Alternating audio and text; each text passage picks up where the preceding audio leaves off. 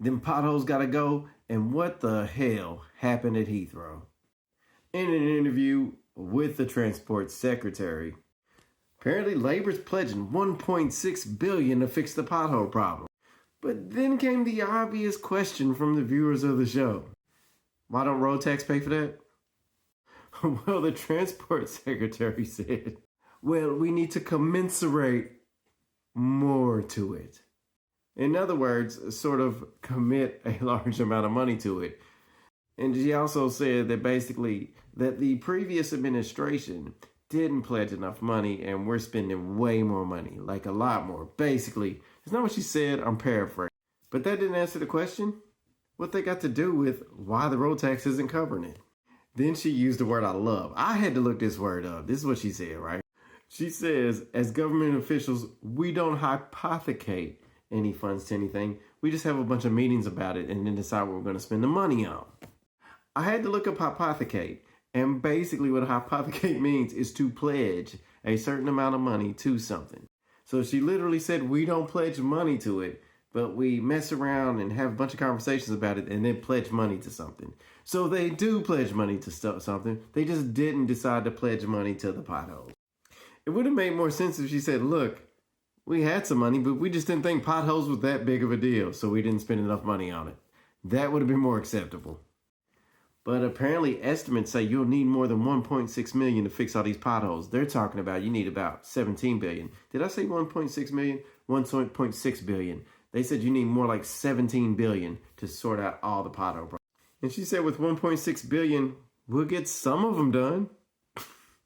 Well, on to Heathrow, apparently, National Grid is saying there was more than enough power to keep Heathrow running.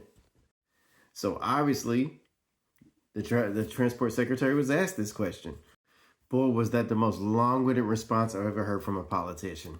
She first thanks everybody and their mama, and then explains on how, well, they had to shut the whole system down to reconfigure it, had to rearrange and rewire everything. Now, the backup generators that was there weren't designed to keep the entire airport running. They were only designed to protect critical things. And she never mentioned what the critical things were. And I would say Heathrow not running is really freaking critical.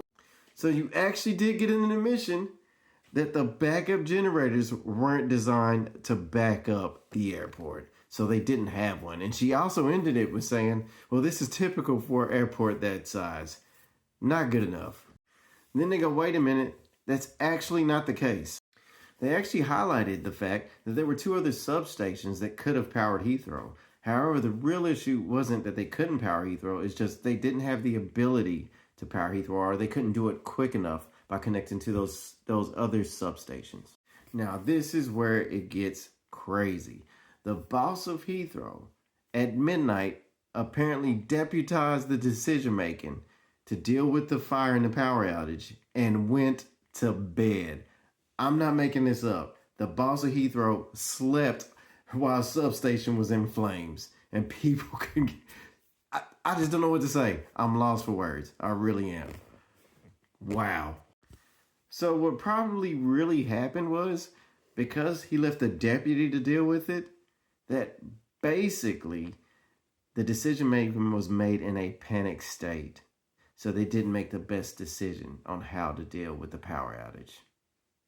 Now that makes more sense because reality is definitely stranger than fiction.